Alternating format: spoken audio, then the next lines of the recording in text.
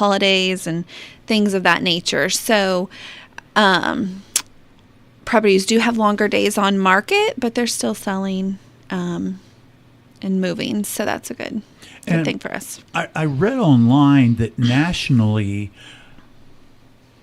they're saying it's a buyer's market right now because there's a huge number of available homes out there, that makes it easier for the buyer. Do you see something similar here? The market has shifted. We've been talking about that for several months. I don't know if that's just like averaged out as a whole nationally. It's a buyer's market.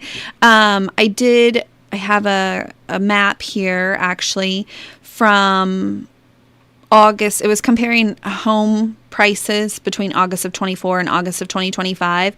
And it's just got like places where it's in the red. I know people listening can't see this, but like places where it's red, the prices are declining in those areas. So those are definitely buyers markets.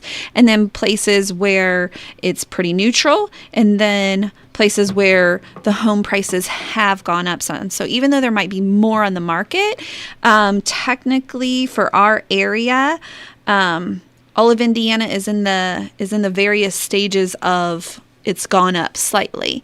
So the home prices are still holding and steady and stuff like that.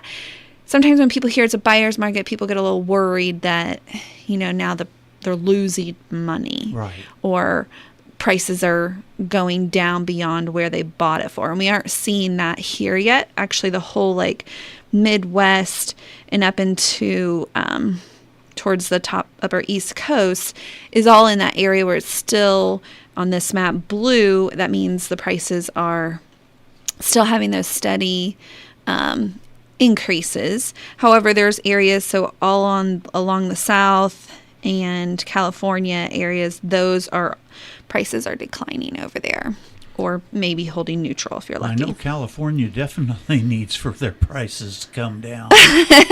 Well, yeah, a lot of factors in that, cost of living and stuff like that. So somewhat, yeah, things are a little bit more negotiable than what they had been, and our perception is one thing. So it seems like there's a lot more houses on the market, or things are sitting forever. You do see some price decreases depending on the strategy and needs of that particular seller. If they need to sell quickly, then they're probably more likely to have to do some price decreases. If they don't need that, then their strategy is going to be different. But I would say as a whole, we're kind of balanced in our area right now. Okay. We're building that inventory back to where it was prior to the lower interest rates and the pandemic and stuff like that. If somebody is interested in a new build, can you help them in that process in any way? Mm-hmm. Yep, we can do that. They need to reach out to an agent before going and touring the new build and stuff like that. Okay. So, but yeah, we do that too. Okay. It's a little different process. You had a couple listings that you wanted to talk about. Yeah, I have a listing down in Westport. It's a 2-bed, 1-bath. It has an 1.5 acres and a big pole barn. It's older pole barn. It needs some love. It's a little rusty on the outside, but lots of potential in it. And that is listed at $225. And it's got a Westport address, but it's just outside of Westport on 1100 South.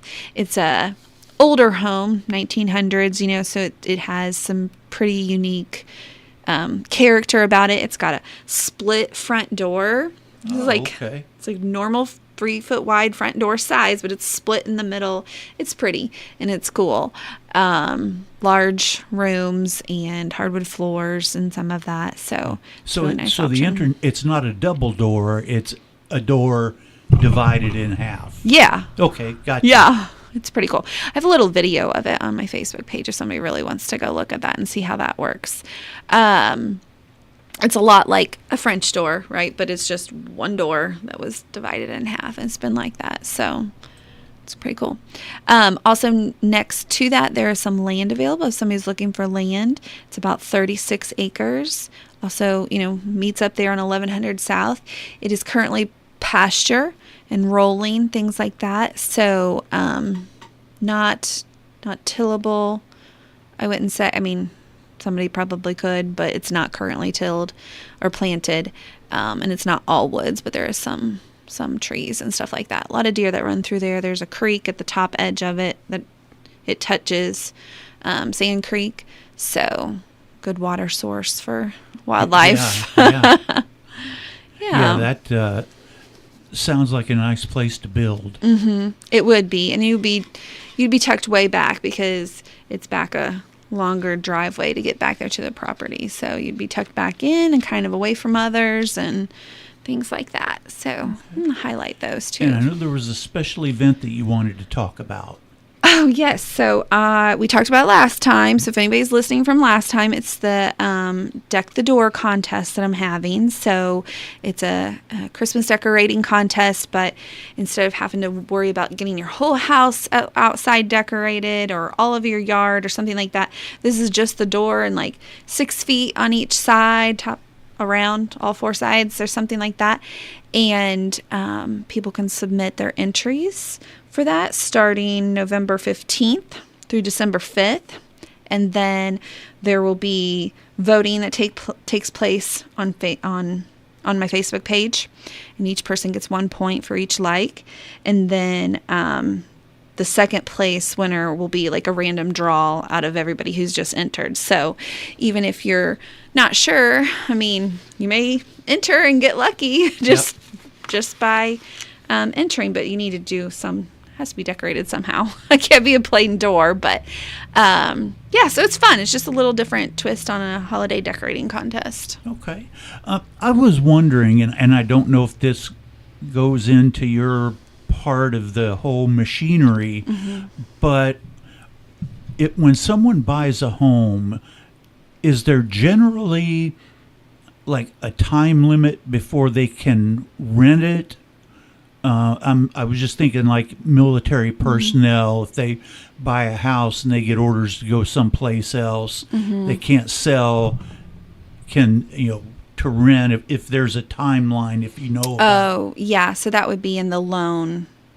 that Would be their parameters in their loan or whatever. So the basic answer would be no. Like if you buy a property, you could go and rent it out the next day, unless you have a loan that prohibits that. Like your military loan, you said, doesn't allow you to do that, probably because the purpose of the loan is for people to get a primary residence, right? Same would be for like USDA loans. That's to help people in rural areas get places to live. So they're not for investment, so you aren't supposed to rent those out at all. Okay. I think at one point you might have been able to apply for a hardship back when the economy, in 08 or whatever, but I don't see that as much anymore. And I'm not involved in that aspect of it a lot, but I do know that there are talk rules about for that. how interest rates are going right now around here. Are they holding steady? They are. They haven't really moved much. A few weeks ago, the Feds dropped the rate a little bit. Didn't really change much in home interest rates, but they've gone back up since then. So not much change there. I'd say the biggest thing happening in all that right now is that with the government being shut down, USDA loans are not processed. And probably some VAs and stuff like that. So those loans cannot close. If that's the type of loan you have, you can still look at properties, you can still make offers, you can still get all your paperwork and do everything and submit it to USDA. It's just sitting there though until the government opens back up, and then everything's backlogged across the country on anybody who's applying for those, and it just takes longer. So like in a normal time frame when the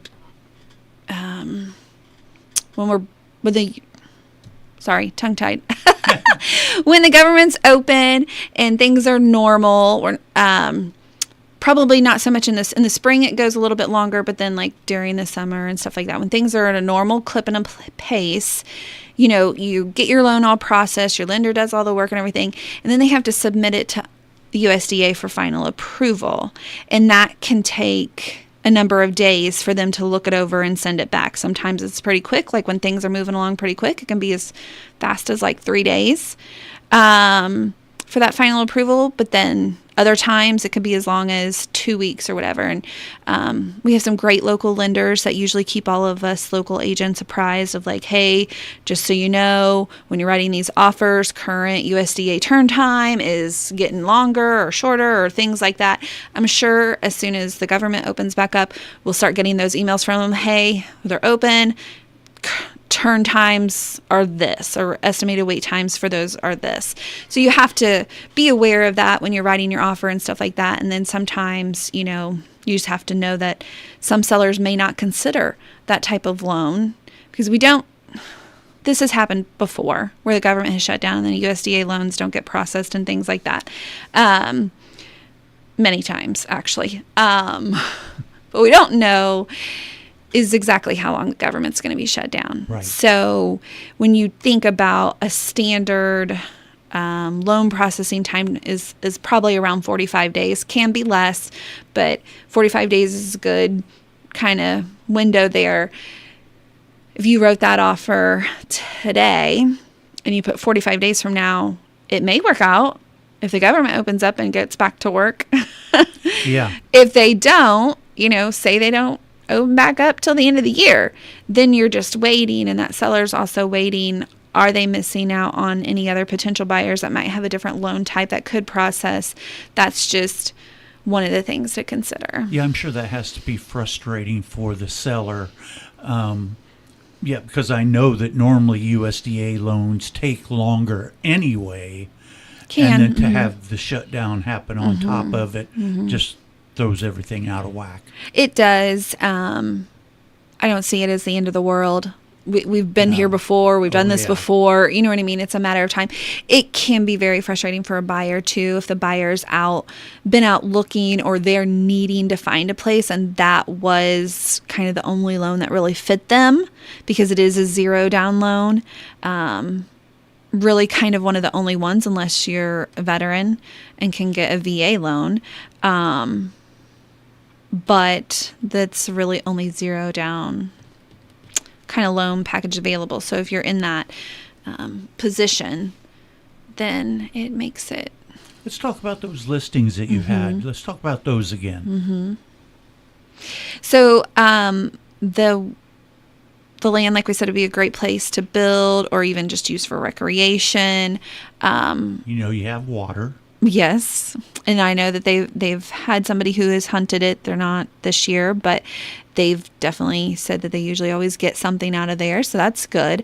And I know that's probably with the EHD, is it EHD, the disease in the deer that is affecting like southern Indiana. So. I don't know if I have those letters in the right order, but I know those are the letters. Are there deer around enough to like hunt and actually get one, especially if that's something that you use for food source, deer meat and stuff like that. Then the other one down there is 2-bedroom, 1 bath. There is a dining room that's been used as a 3rd bedroom at times, so that could be a potential because I know sometimes there's a bigger pool of people who are like, well, I really need 3 bedrooms kind of thing. And so that would be possible there, but it has a really big, so you wouldn't need that dining room because the kitchen is huge and you could put your table right there in the kitchen. And you wouldn't need the dining room. You could use that for a bedroom. I don't know that many people really use a formal dining room anymore. Not as much, no.